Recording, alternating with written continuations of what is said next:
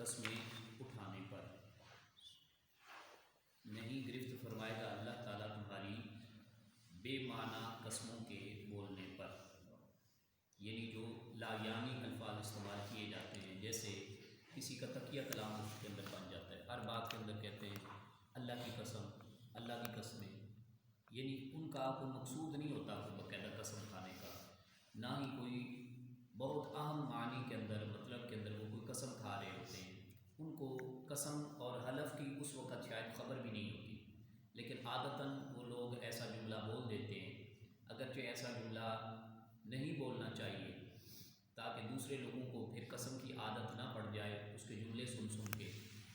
یاد رکھیں کہ جیسی محفل ہوتی ہے، جیسی صحبت ہوتی ہے، عادات، اطوار، خصلتیں ویسی ہی پڑ جاتی ہیں، تو اس لیے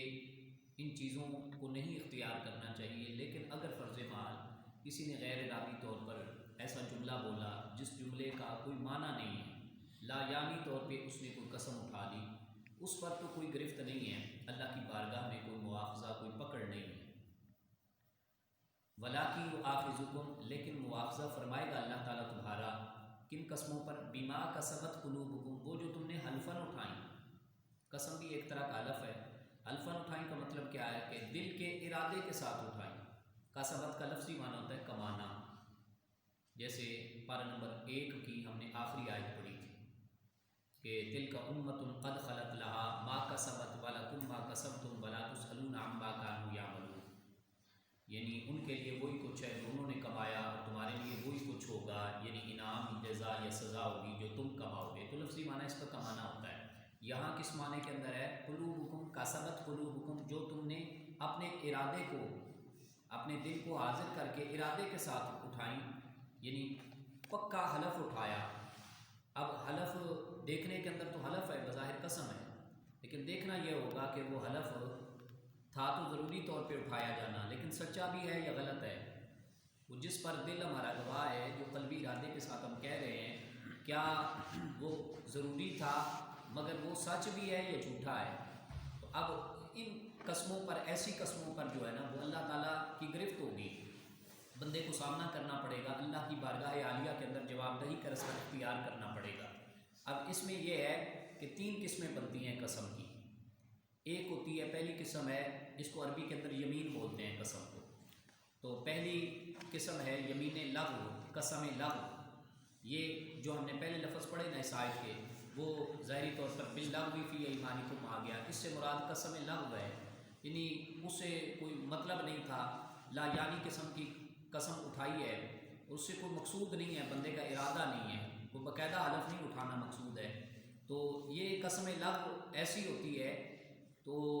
یعنی جس سے کوئی مراد نہ ہو، بندے کی مقصود نہ ہو اور قلبی ارادے کے ساتھ نہ اٹھائی جائے۔ یہ اٹھا بھی لے تو اس سے یاد رکھیں کہ کوئی نکاح پر یا ایمان پر کوئی فرق نہیں پڑتا، بہتر نہیں ہے چیز، پرہیز کرنا چاہیے، لیکن اگر کوئی قسم لغو کے اندر مبتلا ہے، ملوث ہے، تو یاد رکھیں نہ تو نکاح پر کوئی فرق پڑے گا، نہ ایمان پر کوئی فرق پڑتا ہے، اور نہ ہی اس کو کوئی کفارہ ہے، کوئی سزا ہے شریعت کی طرف سے۔ اب دوسری قسم ہے قسم غموس۔ قسم غموس یہ ہوتی ہے کہ ماضی کے کسی واقعے کے بارے میں کوئی قسم اٹھائی جائے، اور ماضی کے کسی واقعے کی قسم اس انداز کے ساتھ اٹھائی جائے کہ بظاہر اس کو مجھے پتہ ہو کہ وہ واقعہ ماضی کا جھوٹا ہے، اور میں ارادتاً اٹھاتا ہوں، یعنی کسی ماضی کے واقعے کے بارے میں ارادتاً میں حلف اٹھاتا ہوں، میں کہتا ہوں کہ نہیں وہ اللہ کی قسم وہ کام اس طرح ہوا تھا، اندر سے پتہ ہے، دل کو پتہ ہے، دل کا چور ساتھ دے رہا ہے، دل کو پتہ ہے وہ کام اس طرح نہیں تھا ہوا، لیکن کہتا کیا ہوں وہ کام اللہ کی قسم اسی طرح ہوا تھا، حالانکہ وہ نہیں ہوا۔ اب میں اپنے طور پر تو جھوٹا ہوں نا، تو اللہ تعالیٰ ایسی قسموں پر قیامت والے دن ہمیں جو ہے وہ پرسش کرے گا، مواخذہ کرے گا، گرفت کرے گا۔ اب ایسی قسم اٹھانا جائز ہے؟ نہیں، حرام ہے۔ اور تیسری قسم ہے کہ جو فیوچر آنے والے زمانے کے بارے میں قسم حلف اٹھائی جائے، وہ کوئی بھی ہو سکتی ہے، جائز کام کے بارے میں بھی، ناجائز کام کے بارے میں بھی، اس کا آنے والے مستقبل والے زمانے کے ساتھ اس کا تعلق ہو، اور وہ بندے نے اٹھائی ہے اور بندے نے پوری نہیں کی قسم، اس کو کہتے ہیں قسم منعقدہ۔ جیسے کہتے ہیں نا ہم محفل کا انعقاد کر رہے ہیں، محفل منعقد ہو رہی ہے، تو اس لفظ سے آپ نے یاد رکھنا ہے، وہ آنے والے زمانے کے بارے میں، نہ حال کے بارے میں ہوتی ہے نہ ماضی کے بارے میں ہوتی ہے، آنے والے زمانے کے بارے میں وہ قسم اٹھائی جاتی ہے، اور اس کو اگر پورا نہ کیا جائے تو یاد رکھیں کہ اس پر پھر کفارہ پڑ جاتا ہے۔ کفارہ کیا ہے؟ وہ جو میں نے کل بھی آپ کی خدمت میں پیش کیا تھا کہ 10 بندوں کا کھانا، اور اگر کوئی بندہ اس کو اب 2020 چل رہا ہے، کوئی 2025 میں یا 30 میں یا کسی سال کے اندر وہ ادا کرنا چاہتا ہے، تو اسے کیسے پتہ چلے گا کہ 10 بندوں کا کھانا میں کیسے کھلا سکتا ہوں؟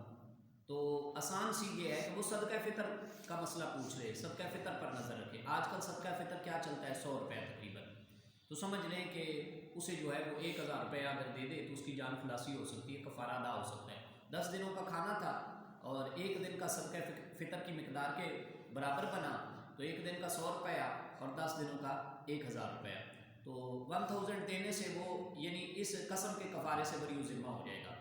اللہ تعالیٰ کی حضور توبہ بھی کر لے تو اچھی بات ہے، وگرنہ یہ شریعت کی طرف سے، قرآن کی طرف سے، وہ جو پارہ نمبر 7 کا میں نے کل پہلے پیج کا حوالہ دیا تھا، یہ اس کے مطابق یہ فیصلہ ہے۔ تو 3 قسم کی قسمیں ہیں، اور ہر قسم پہ نہیں کہنا چاہیے کہ تجھے یہ پڑ گئی ہے، اب کفارہ پڑ گیا ہے۔ لوگ ایسے بھی ہیں، ہمارے معاشرے کا حصہ ہیں، جو کہ ہماری جب اٹھک بیٹھک ہوتی ہے نا، یا آپس میں دوست کی یاران کی محفل یا بزم ہوتی ہے، تو ظاہری بات ہے ہنسی مذاق کے اندر، شغل میلے کے اندر کوئی بات ایسی ہو جاتی ہے، وہ کہتے ہیں تو اللہ کا خوف نہیں کرتا، اب تجھے قسم پڑ گئی ہے، اور بندہ ویسے ہی پریشان ہونا شروع ہو جاتا ہے۔ تو ٹھیک ہے، عادت نہ بنائیں، لیکن قسم دیکھنی پڑے گی کہ آیا اس پہ وہ حرام ہے، یا اس پہ کفارہ پڑتا ہے، یا اس پہ کچھ بھی نہیں پڑتا، بندہ گناہ گار بھی نہیں ہے۔ تو پہلی قسم پہ یاد رکھیں، نہ تو حرام ہے نہ کفارہ ہے، کوئی پنلٹی اس پر نہیں ہے، اور اللہ تعالیٰ خود اعلان فرما رہا ہے کہ میں معاوضہ نہیں کروں گا۔ تو پھر کوئی مولانا کہے نہیں جی اس پر بھی فتویٰ لگ جاتا ہے یا کفارہ لگ جاتا ہے، تو وہ گویا کہ اللہ تبارک و تعالیٰ کے فرمان سے وہ بندہ مقابلہ کر رہا ہے، کوئی کسی شعبے سے منسلک ہے۔ تو دوسری قسم قسم غموس، یمین غموس، اس کا معنی یہ ہے کہ کوئی گزرے ہوئے واقعے کی قسم کھائی جائے اور پتہ ہو کہ قسم ٹھیک نہیں اٹھا رہا، لیکن قسم اٹھا دے تو اس کے بارے میں وہ کیا ہے؟ وہ حرام ہے۔ اور تیسری قسم ہم نے پڑھی کہ آنے والے زمانے کے بارے میں وہ قسم کھا رہا ہے، اور آنے والے زمانے کے بارے میں جو قسم اٹھائی جا رہی ہے وہ اس کو اگر توڑ دے تو اس پر پھر کفارہ بھی بنتا ہے۔ اسے قسم منعقدہ کہتے ہیں۔ اور رسول اللہ صلی اللہ علیہ وسلم نے ایسے لوگوں کے بارے میں، جیسے مثلا یہ زمین کا ٹکڑا میرا نہیں ہے، میرے بھائی کا ہے یا میرے چچا کا ہے، اور میں اپنے والد کی طرف سے نمائندہ بنایا جاتا ہوں، سربراہ بنایا جاتا ہوں، یا اپنا حصہ لینے جا رہا ہوں اپنے بھائی سے یا کسی ایمانی بھائی سے جو ایماندار ہیں، مسلمان بھائی ہیں، یا جن کی زمین کا ٹکڑا میری زمین کے ٹکڑے کے ساتھ ہے۔ کئی لوگ جھوٹی قسم کھا دیتے ہیں، وہ کیا کہتے ہیں؟ وہ کہتے ہیں اے اللہ دی قسمیں، اے بندی یا ساڈی ہے۔ اب ظاہری سی بات ہے، دوسرا بندہ بیچارہ سادے طریقے سے آج کل کہہ دیتے ہیں اے یار حلف چک لوے، قسم چک لوے کہ اے دعوے اسی انشاءاللہ انہوں دے دیں گے، اور بندے بڑی جرت کے ساتھ قسم اٹھا لیتے ہیں۔ تو ایسوں کے بارے میں سرکار دو عالم صلی اللہ تعالیٰ علیہ وسلم نے ارشاد فرمایا، ایک روایت ہے ترمذی شریف کی روایت ہے سیاستہ میں سے، سرکار صلی اللہ علیہ وسلم نے فرمایا یہ ایسے ہے جیسے اس نے اللہ تعالیٰ کی ذات اور اللہ تعالیٰ کے نام کے ساتھ شرک کیا، یعنی اس نے اللہ تعالیٰ کے ساتھ کسی کو شریک کر لیا، وہ اللہ کا نام اتنی غلط جگہ پہ استعمال کر رہا ہے۔ اور باقاعدہ ابن ماجہ شریف اور ابی داؤد شریف کی حدیث مبارکہ کیا کہتی ہے کہ، اور نسائی شریف کی بھی روایت کیا کہتی ہے کہ سرکار عالمی صلی اللہ علیہ وسلم نے ارشاد فرمایا جس نے ایسی غلط قسم کی قسم اٹھائی وہ حقدار نہیں تھا اس چیز کا، اور کوئی ہے 100 کی چیز ہے یا لاکھوں کی ہے، کروڑوں کی ہے، جائیداد ہے یا کوئی مالی طور پہ کوئی بھی چیز ہے، اس نے اس کو اپنا حصہ بنانے کے لیے قسم اٹھائی اور وہ قسم جھوٹی ہے، تو سرکار عالمی صلی اللہ علیہ وسلم ارشاد فرماتے ہیں کہ قیامت والے دن اللہ تعالیٰ کی وہ نظر سے، نظر رحمت سے وہ بندہ محروم کر دیا جائے گا۔ اور فرمایا کہ یہ ایسے ہے، یہ تینوں کتابیں میں نے بتا دی کہ نسائی شریف اور ابی داؤد شریف اور ابن ماجہ شریف کی روایت کے مطابق سرکار عالمی نبی رحمت صلی اللہ علیہ وسلم فرماتے ہیں یہ بندہ ایسے ہے کہ اس نے اپنے لیے اللہ کی حلال کردہ جنت کو حرام کر لیا، اور اللہ نے جو اسے اپنی رحمت سے بخشنا تھا وہ اس نے جہنم کو حلال کر لیا، یعنی وہ بندہ جنت کے امیدواری سے ختم ہو گیا، جنت کا حقدار نہیں رہا۔ اتنی جھوٹی دنیا کے ٹکڑے کے لیے اس نے اللہ کا نام کی قسم اٹھائی اور غلط قسم کی قسم اٹھائی۔ تو یہ جو لوگ اس درس شریف کی برکت سے سن رہے ہیں، اور اگر کوئی بندہ اس طرح کا کوئی ملوث ہے اسے یہ چیزیں، یہ احادیث یاد رکھنی چاہیے کہ کتنا لے لے گا، وہ 1 کروڑ لے لے گا، 2 کروڑ لے لے گا، ایک پلاٹ کے بدلے میں وہ جنت کو ٹھکرا رہا ہے اور جہنم کو اپنے لیے واجب کر رہا ہے، تو کتنے بڑے نقصان کے اندر ہے۔ وہ خسارہ سوچے تو صحیح کہ جنت چلی گئی اس سے دنیا کا 1 ٹکڑا لینے کے لیے، 1 کروڑ لینے کے لیے، تو یہ سمجھ لیں کہ اس نے دنیا کے اندر سودا کر دیا ہے۔ اور نجائز زمین ہتھیانے والا، وہ پچھلے دنوں میں نے بتائی تھی کہ ایک بالشت جو کسی کی نجائز زمین ہتھیائے گا تو یہ زمین جو ہے نا یہ گلے کا توق بن جائے گی، جتنی زیادہ لے گا یہ گلے کا ہار بنا دی جائے گی، اور زمین کون ہے جو گلے کا ہار بنا کے اٹھا سکے قیامت والے دن؟ تو اس لیے ان چیزوں سے ہمیں فضول قسم کی قسموں سے بچنا چاہیے۔ باقی یہ ہے کہ آگے مسئلہ ہے للذین یؤلون من نسائہم، وہ لوگ جو حلف اٹھا بیٹھیں یعنی ایلا کر بیٹھیں اپنی عورتوں کے بارے میں، حلف اٹھا بیٹھیں، کیا حلف اٹھا بیٹھیں؟ یہ کہ یہ زمانہ جاہلیت کے بارے میں یہ آیت نازل ہوئی، اس کا شان نزول یہ ہے کہ لوگ کیا کرتے تھے، اسلام کے برخلاف کیا کام کرتے تھے کہ بیویوں سے شادی کرتے تھے، اور شادیوں کے بعد جیسے آج کل ڈیمانڈیں کی جاتی ہیں اپنی بیگمات سے، فلاں چیز لے کے آؤ جہیز کے نام پر، یہ تم نے نہیں بنوایا، صوفہ سیٹ نہیں تھا بنوایا، یہ بیڈ کی کمی ہے، میں نے کارخانہ چلانا ہے، میں ادھر پیسے لگاؤں یا اپنے گھر کی چیزیں پوری کروں، لہٰذا ڈیمانڈ پہ ڈیمانڈیں کرتے ہیں لوگ آج کل کے مسلمان ہو کر بھی۔ تو اس دور جاہلیت کے اندر بھی ایک عادت، کبھی عادت یہ تھی فضول قسم کی کہ وہ کیا کرتے تھے، وہ ڈیمانڈ کرتے تھے اپنے کاروباری معاملات کے اندر، بیویوں کو پیسے لانے کی ڈیمانڈ کرتے تھے، اور یا کوئی بھی اسی طرح کا نجائز مطالبہ کرتے تھے، نجائز ڈیمانڈیں کرتے تھے، غریبوں کی غربت کا فائدہ اٹھاتے تھے، کمزوروں کی کمزوری کا فائدہ اٹھاتے تھے نجائز طور پہ، اور وہ بیوی اگر ڈیمانڈ نہ پوری کرتی نا تو وہ یہ حلف اٹھا لیتے۔ یہ قسم سے علیحدہ قسم کا حلف ہے، اسے قسم نہیں کہتے، اسے ایلا کہتے ہیں۔ اسکول کی کتابوں کے اندر بھی یہ مسئلہ کالج لیول پہ یہ پڑھایا جاتا ہے۔ تو اس میں کیا ہے کہ وہ قسم اٹھا لیتے تھے، اللہ کی قسم، خدا کی قسم، میں اب تیرے قریب نہیں آؤں گا، یعنی تجھ سے حقوق زوجیت نہیں ادا کروں گا، اور یا اللہ کی قسم اٹھا لیتے تھے اب تجھے طلاق نہیں دوں گا، تیرے قریب نہیں آؤں گا، تجھے حقوق نہیں دوں گا، تجھ سے بات نہیں کروں گا، وغیرہ وغیرہ، اس طرح کی قسم اٹھا لیتے تھے۔ اب وہ قسم پر ڈٹ جاتے، جم جاتے، قائم ہو جاتے، اور وہ حتی الامکان اپنی طرف سے کوشش کرتے کہ سالہ سال گزر جاتے، بیوی بیچاری اسی گھر کے اندر رہ رہی ہے، نہ حقوق زوجیت ادا ہو رہے ہیں، نہ اس سے بول چال ہے، نہ اسے طلاق دے کے فارغ کر دیتے ہیں۔ طلاق دینا بھی اگرچہ بڑا اذیت ناک عمل ہے، کہنا بڑا آسان ہے، لیکن طلاق کے ذریعے سے چلو بیوی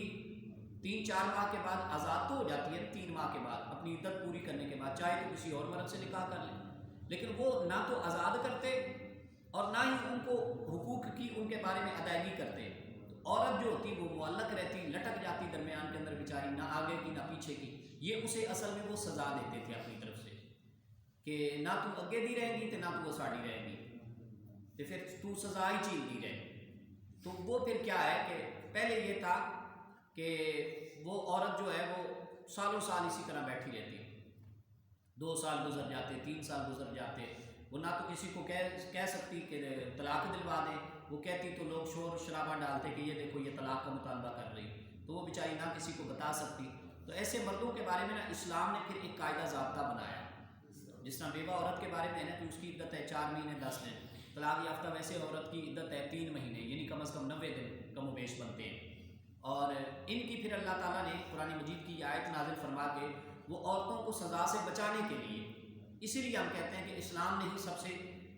میرٹ پر خواتین کے حقوق کی حفاظت فرمائی ہے۔ وہ مذاہب جو عورتوں کی صرف بات کرتے ہیں، اور کئیوں کی تو NGOز صرف بات کر کر کے خواتین کے نام پر آج دکانداریاں کر رہے ہیں، پیسہ کما رہے ہیں، حقوق نہیں دیتے۔ تو اسلام نے دیکھیں اس زمانے جاہلیت کے اندر بھی عورتوں کو حقوق عطا فرمایا۔ کیا کیا کہ 4 مہینے کی وہ لوگ جو اپنی عورتوں کے بارے میں قسم کھا بیٹھیں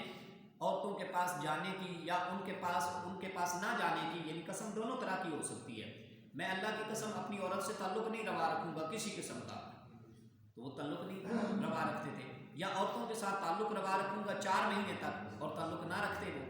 تو دونوں صورتوں میں یہ ایلا کا مسئلہ واضح ہو جاتا ہے۔ تربصوا 4 اشہر، تو ان کے لیے مسئلہ کیا ہے؟ اسلام نے کہا ہے وہ 4 مہینے کی مہلت ہے ان کے لیے، 4 مہینے کے اندر وہ فیصلہ کر لیں وہ کیا کریں گے، اپنی عورتوں سے جس کی قسم اٹھائی ہے وہ عورتوں سے تعلقات دوبارہ آباد کرنے ہیں، بنانے ہیں یا نہیں بنانے۔ اب ظاہری بات ہے ایک بندے نے قسم اٹھائی ہے ایلا کی صورت میں کہ میں اللہ کی قسم اپنی عورت سے کسی قسم کا کوئی تعلق نہیں رکھوں گا، حقوق زوجیت والا بھی کوئی بھی تعلق نہیں رکھوں گا، تو اسلام نے کہا ہے اگر 4 مہینے کے اندر وہ تعلق دوبارہ سے کر لیتا ہے تو اس پر صرف کیا ہے، قسم کا کفارہ ہے، وہی پہلے والی صورت پھر ہو جائے گی، وہ قسم کا کفارہ دے لے، اپنی عورت سے تعلقات بحال کر لے، اور اگر 4 مہینے تک اس نے اپنی وہ قسم پوری کرتا رہا، حلف پورا کرتا رہا، تو 4 مہینے تک اسے گنجائش تھی رجوع کی۔ اب اگر اس نے رجوع نہ کیا تو عورت خود بخود شرعی طور پہ، جیسے ہوتا ہے نا کہ ایک تو اختیار تھا مرد کا کہ وہ اسے طلاق دے کے رخصت کرتا، فارغ کرتا، وہ اس نے نہیں کیا، وہ اس پر ظلم ڈالنا چاہ رہا ہے، نیت اس کی یہ ہے، تو اسلام نے ایک قاعدہ ضابطہ بنا دیا کہ 4 مہینے کے بعد وہ عورت کو ایٹومیٹکلی طور پہ شریعت کی طرف سے،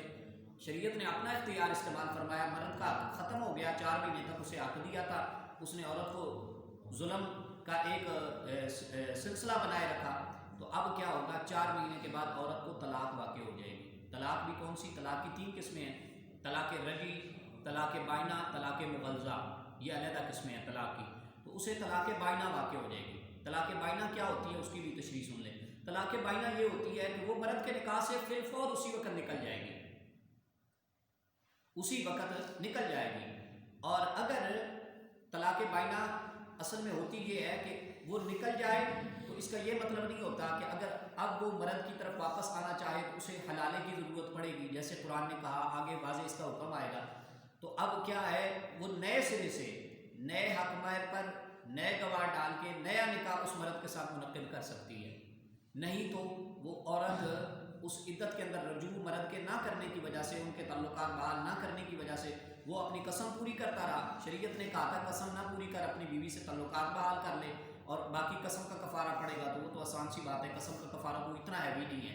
وہ تو پورا کر لے۔ اس نے اس قسم کی شرعی حدود کی پامالی کی ہے تو بیوی ایٹومیٹکلی طور پر اس کے حق کے نکاح سے فارغ ہو جائے گی اور عدت گزارے گی، اور عدت گزار کے چاہے گی اس کی طرف سے آزاد ہے، جس سے چاہے مرضی نکاح کرے۔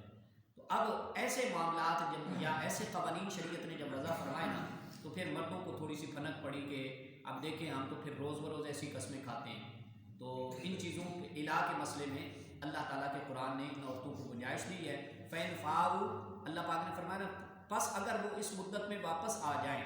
یعنی اگر وہ دوبارہ سے نباہ کر لیں اور اپنی قسم، فَإِنَّ اللَّهَ غَفُورٌ رَحِيمٌ، تو اللہ تعالیٰ بخشنے والا بڑا مہربان ہے۔ اور اگر وَإِنْ عَزَمُوا الطَّلَاقَ، اور اگر انہوں نے پکا ارادہ کر لیا، عزم کر لیا طلاق دینے کا ہی، فَإِنَّ اللَّهَ سَمِيعٌ عَلِيمٌ، پس بے شک اللہ تعالیٰ سنتا جانتا ہے۔ یہ دونوں صورتیں بندے کے حق میں ہیں، اب بندے نے فیصلہ کرنا ہے کہ وہ کیا چاہتا ہے، وہ چھوڑنا چاہتا ہے یا اس نکاح کو برقرار رکھنا چاہتا ہے۔ فَإِنْ فَاءُوا کی بھی اللہ تعالیٰ نے یہ نہایت شفقت فرمائی کہ اسے مہلت دی کہ اگر وہ اپنا گھر آباد کرنا چاہے تو اس کے اندر گنجائش دی ہے، وہ پچھلی غلطی کی معافی ہے، اللہ تعالیٰ نے اس لیے فرمایا فَإِنَّ اللَّهَ غَفُورٌ رَحِيمٌ۔ اور اگر طلاق دینے کا ارادہ کر لے تو یہ نہ سمجھے کہ اس بیوی کا گھر آباد نہیں ہوگا، جیسے آج کل لوگ کرتے ہیں، تو اللہ تعالیٰ نے پھر بھی اس کے لیے کوئی نہ کوئی سبب بنا دینا ہے۔ اللہ تعالیٰ عمل کی توفیق عطا فرمائے۔ آمین۔ اللہم صلی وسلم علی النبی الطاہر، ربنا آتنا فی الدنیا حسنۃ وفی الآخرۃ حسنۃ وقنا عذاب النار، وادخلنا الجنۃ مع الابرار، یا عزیز یا غفار یا رب العالمین۔ باری تعالیٰ اپنے کرم کا صدقہ آج کی حاضر قبول فرما، کمیاں کوتاہیاں معاف فرما، شریعت کے احکامات کے بارے میں جو کچھ بیان کیا یا اللہ عمل کی توفیق عطا فرما، صحیح ابلاغ حق کی توفیق عطا فرما، ابلاغ حق کے اندر ہمارے لیے آسانیاں پیدا فرما، یا الہی اس کلام کی برکت سے ہمارے گناہ معاف فرما، الہ العالمین عزت و عزیز عطا فرما، غرور تکبر سے چھٹکارا عطا فرما،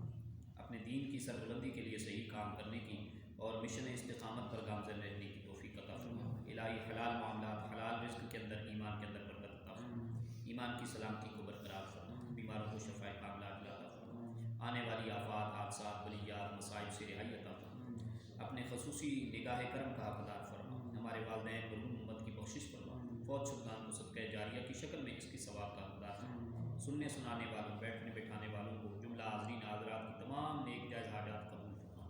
ان کی تمام قسم کی مشکلات صدقہ قرآن کریم دور فرما، ان کو مشکلات سے رہائی عطا فرما، سختیوں سے معافی عطا فرما، ہمیں اپنی آخرت کی فکر عطا فرما۔ وصلی اللہ تعالی علی حبیبہ محمد وعلی